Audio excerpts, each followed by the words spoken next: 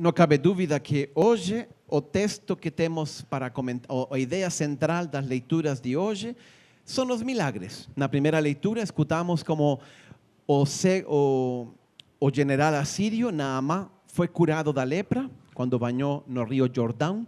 A história, rapidamente, era um general assírio que está com lepra e aí escuta falar que lá em Israel tem um profeta que pode curar ele. Não? E aí então ele vai até Israel e quando chega, o profeta não recebe ele. Ele só manda dizer, você tem que banhar 7 vezes no rio Jordão. E aí ele fica bravo. O rio Jordão, na verdade, o rio Jordão aqui entre nós é um riacho, não? E ele falava, gente, em meu país tem rios muito mais grandes e importantes que este aqui. Mas aí os servos falam assim, mas, Senhor, se tivesse pedido alguma coisa difícil, você faria. Banhar no rio Jordão, é fácil, por que não faz? E aí começa a leitura que escutamos agora. Naamã vai no rio, se banha, e fica curado. E depois vemos neste evangelho como Jesus curou mais 10 leprosos. Vou comentar alguns detalhes para entender melhor o contexto.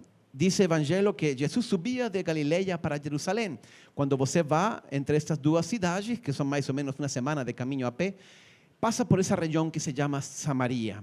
Essa era uma região que os judeus desprezavam muito, porque lá tinham sido exiliados muitos, aí chegaram os assírios, não? Pegaram todos os judeus que estavam nessa região e mandaram para a Babilônia. Era um jeito de neutralizar o fanatismo cultural e eles traziam pessoas de Síria e las misturavam com os que moravam aí. Então, os judeus de lá, e isso aconteceu por 70 anos. Então, os judeus que estavam aí tinham se misturado com homens, com mulheres, judeus com assírios, assírios com judeus, etc. Eles eram judeus, mas eram considerados impuros. Por isso, porque estavam misturados, não? Então, eram como estrangeiros, por isso falou Jesus, este estrangeiro. Agora, aparecem 10 leprosos. E fala o evangelho que eles ficam afastados e gritam a Jesus. Por que acontece isso? Acontece isso porque a lei judaica estabelecia umas normas para os leprosos. Antigamente se pensava que a lepra era uma doença extremadamente contagiosa e muito perigosa. Portanto, aí no capítulo 13 do livro dos Levíticos, você encontra a lei de Moisés sobre isso. Leproso devia andar com todas as roupas rasgadas, ele não podia entrar na cidade, se ele entrava podia ser apedrejado, e ele, quando alguém se aproximava dele, ele tinha que gritar, impuro, impuro. Então, imagina, a vida dos coitados, estes leprosos, era muito difícil. Então, eles veem Jesus chegar, seguramente têm escutado que Jesus faz grandes milagres, e de longe, à distância, começam a gritar, Jesus, tem piedade de nós. Jesus não fala, venham para cá, eu vou impor as mãos, eu vou curar, fica limpo. Não, ele só diz isso, vá aos sacerdotes. Por que Jesus falou isso? Porque também ele quer cumprir com a lei de Moisés. Lá, de novo, em Levítico, colocavam como uma das normas, exigências dos sacerdotes, eles tinham que revisar aquele leproso que tinha curado, devia se apresentar aos sacerdotes, ele inspeccionava que não ficara nenhuma llaga, ferida, mancha da lepra. Se não via nada, mandava a fazer uma série de purificações rituais, e aí, apenas aí, era declarado puro, então ele podia voltar com sua família e voltar ao povoado. Então, Jesus manda aos sacerdotes, porque é isso que estabelece a lei de Moisés. E aí, quando eles estão indo, nós já escutamos, ficam curados os 10, mas dos 10 que ficam curados, apenas volta um deles a agradecer. Isto explica talvez um pouco e nos ajuda a compreender por que Jesus não fazia muitos milagres. E não é o que vocês estão pensando, porque as pessoas não eram agradecidas. Não, não é isso. Na verdade, Jesus vem a uma missão muito maior e muito mais importante que curar as doenças. Alguém falou uma vez, e tem toda a razão, que Jesus deve ter sentido muita compaixão das pessoas que sofriam por causa das enfermidades e de tantos motivos. E ele podia curar o mundo inteiro. Bastava fazer soar os dedos e pronto, o mundo inteiro ficava curado. Ele era Deus. Podia fazê-lo? Podia, mas esse não era o plano dele. O plano de Deus é dar-nos uma vida nova através da fé em Cristo. Quando Jesus ressuscitou, Ele não voltou à vida simplesmente, como por exemplo Lázaro. Lázaro voltou a viver, sim, mas era a mesma vida que vivia antes. Lázaro voltará a morrer.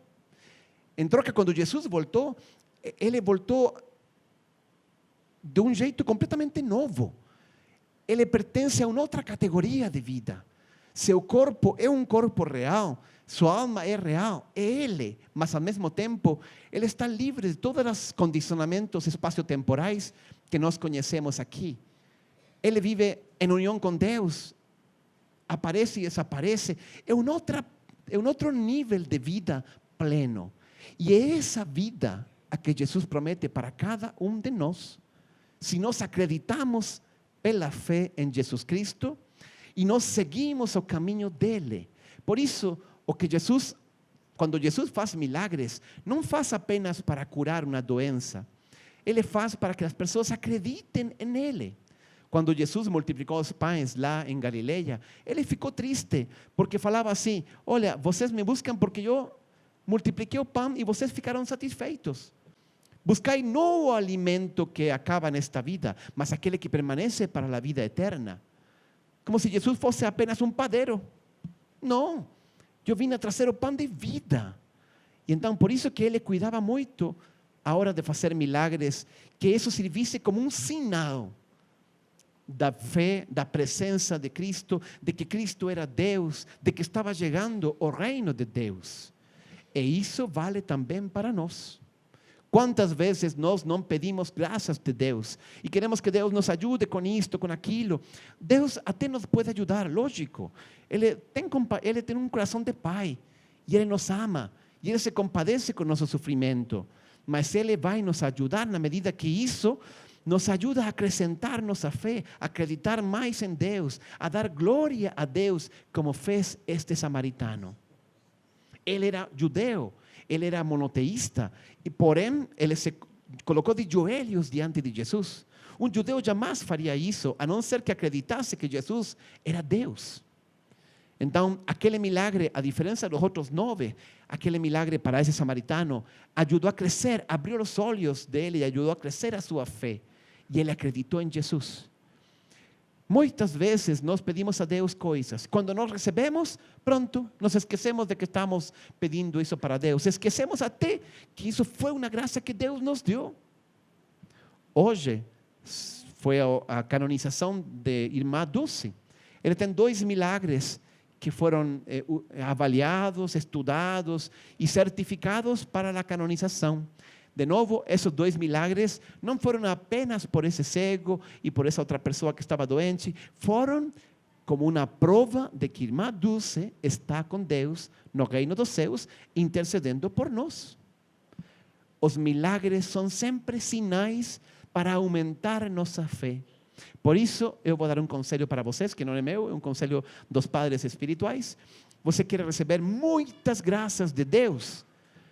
Aprenda a valorizá-las, agradecê-las e que cada uma delas em seu coração se converta, como no coração deste samaritano, em um dar glória a Deus. Aí ele vai se sentir mais motivado, Deus, a dar-te mais graças. Isto que estou falando é verdade. Santa Teresinha do Menino Jesus falava: eu sempre agradeço tudo o que Deus me dá, porque assim Deus me dá mais graças.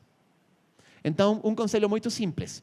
Você chega, faça isto por uma semana, esta semana que vai começar amanhã. Chega à sua casa, na noite antes de dormir, pega uma libretinha e anota 3 graças que você recebeu de Deus no dia de hoje. Então, primeiro dia, vou agradecer por minha esposa, por meu esposo. Depois vou agradecer por meus filhos. E depois vou agradecer pela saúde.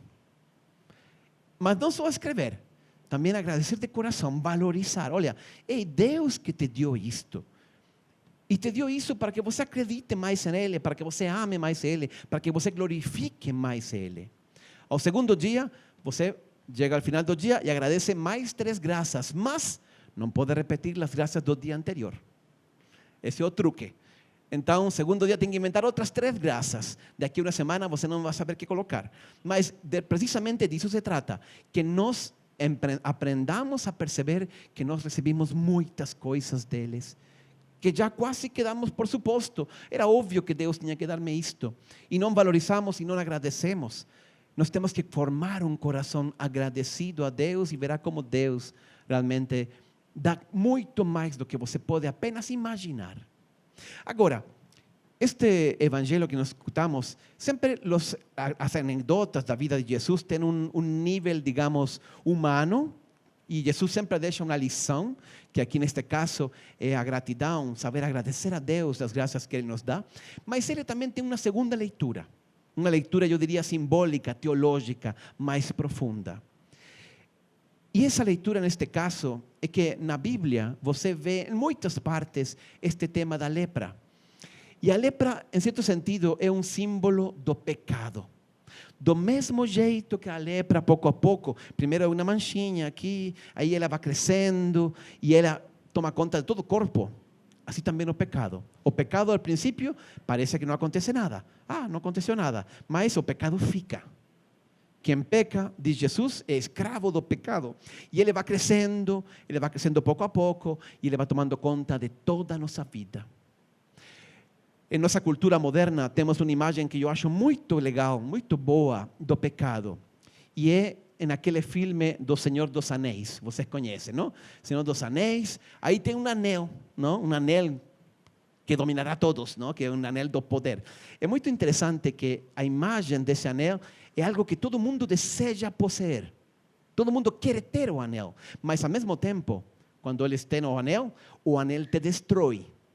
Ele pouco a pouco destrui sua vida, sua psicologia, tudo. É tão grande o desejo por esse anel que ele vai acabando com toda a sua vida. Exatamente essa é a imagem do pecado. Nós sentimos atração pelo pecado, mas ao mesmo tempo o pecado nos destrui. Então Jesus nos ensina o que acontece quando nós pecamos. Nós ficamos afastados de Deus. Do mesmo jeito que estes leprosos não podiam se aproximar do povoado e ficavam afastados, nós, quando estamos em pecado, se entende em pecado grave, pecados pequenos todos cometemos todo dia, nunca vamos eliminar isso, mas pecado grave. Não? Ou seja, eu fui infiel no casamento, eu fiz uma coisa muito errada nos negócios, corrupção, eu ofendi, faltei a dignidade de alguém gravemente, conscientemente. Mas essas coisas nos acontecem também às vezes, não? Quando nos acontece isso, nós ficamos afastados de Deus, nós não podemos estar perto dele, mesmo querendo, porque Deus é santo e a santidade não se pode misturar com o pecado. Para nos aproximar de Deus, nós temos que ser purificados. Como somos purificados? Jesus disse aos leprosos: vão aos sacerdotes. Em certo sentido, Jesus fala a mesma coisa. Vá para os sacerdotes, porque na igreja temos o sacramento da penitência, o sacramento da confissão. Nele você já sabe qual é o resultado. A confissão é um juízo. Você vai, se declara culpado. Eu sou culpado disto, cometi estes pecados. Mas você sabe qual vai ser a sentença do juiz. Ele te vai absolver de tudo, porque Jesus já pagou por teus pecados. Então, nós vamos à confissão, nos apresentamos ao sacerdote do mesmo jeito que os leprosos, porque esse é o rito que Jesus estabeleceu para nós ser purificados. E quando somos purificados, então nós podemos outra vez estar unidos com Deus. Eu às vezes escuto nisto muita ignorância. Não acho que há má vontade, mas muita ignorância sim. Tem pessoas que me falam: padre, eu cometi pecados gravíssimos, não? Enfim, de tudo, corrupção, briguei com a família, falei muito feio, vivo em segunda união, um monte de coisa. Apoiei um aborto, mas eu preciso comulgar, padre, eu preciso de Jesus. Não pode. Você pode até receber a comunhão, o padre nunca vai saber se você não conta, mas esqueça, isso não serve para nada. Porque Deus não pode misturar-se com o pecado. Deus quer nos perdoar. Santa Faustina, uma santa polaca, de que o Papa João Paulo II era muito devoto, ela dizia assim: nossos pecados são como gotas de água que caem em meio de uma fogueira. Imagina uma fogueira enorme, uma gota de água caindo, ela desaparece, nem chega a tocar o fogo. É assim, nosso pecado desaparece, mas precisamos converter, precisamos pedir perdão, precisamos que Deus nos purifique através da graça da confissão. Não podemos simplesmente porque eu sinto, porque eu quero receber a comunhão e estar aí perto, eu vir à igreja. Óbvio que se você está arrependido de coração, vir à igreja vai te ajudar e tudo, mas Ele quer que você vá aos sacerdotes, se declare culpado para que a graça do sacramento te purifique. E nesse momento você vai estar realmente, não só em aparências, mas na verdade, realmente unido com Deus. E aí Deus entra com o Espírito Santo e mora dentro de teu coração. E isso transforma, revoluciona toda a tua vida, te blinda cada vez mais contra o pecado, te dá luz na inteligência e na alma para conhecer a vontade de Deus, para discernir sobre as situações da vida. Essa é a verdadeira união com Deus que nós precisamos, não uma união apenas de sentimentos. Por isso, Jesus nos deixou este sacramento maravilhoso. É tão simples. Imagina que amanhã, em todos os bancos de Itaú, aparece um cartaz. Todos aqueles que tenham dívidas, venham aqui ao banco, fale para a menina lá da caixa e sua dívida será perdoada. Você imagina as filas que teria nos bancos amanhã? Não? Até o padre estaria lá fazendo fila. Não? Só falar, imagina, agora imagina que alguém vai e diz assim: ah, não, eu não tenho por que contar a essa menina quais são minhas dívidas, são minhas dívidas. Ai, mas, pessoal, é só contar para ela. Aí ela coloca no computador e pronto. Não, eu não vou contar para ela. Esse é um assunto pessoal. Bom, tudo bem, você fica com suas coisas, com suas dívidas. Isso exatamente é a confissão. Deus te perdoa porque Jesus Cristo, seu Filho, morreu por você. Mas precisamos nos aproximar da confissão.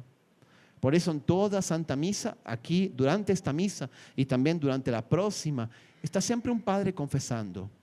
Tem muita gente que tem hábito de confessar. Se você não tem, volte para o sacramento, volte para Deus com uma conversão sincera. Ah, padre, mas eu me confesso, depois cometo o mesmo pecado de novo e tenho que confessar a mesma coisa. Olha, eu falo assim, menos mal que confiesa a mesma coisa. Se cada vez que vem a confessar traz um pecado novo, pior ainda, não?